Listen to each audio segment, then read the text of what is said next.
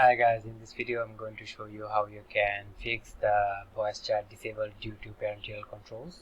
So first of all, you'll have to launch your game, and then when you go to settings by pressing this icon on the top right corner, go to settings, go to voice chat communication tab here. So as you can see, voice chat is off because parental control has turned it off. So you can simply go back and change it, but you will need the 6-digit key of parental control. So again, press on this icon, and here as you can press on this button. This is a mic symbol. As you can see, voice chat is disabled due to your parental control settings. So you can go to parental controls by pressing on this button.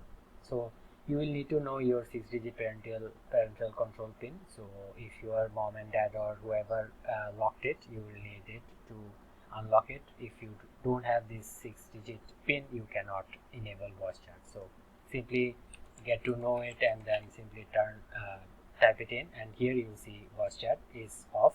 So all you have to do is you'll have to change it to, if you want only your friends to hear, friends only. If you want friends and teammates, do this, and then if you want everybody to hear you, do it to everybody. So simply change it and then press save, and it will be changed to the voice chat will be enabled. So that was all for today guys. Thank you for watching. Take care. Bye bye.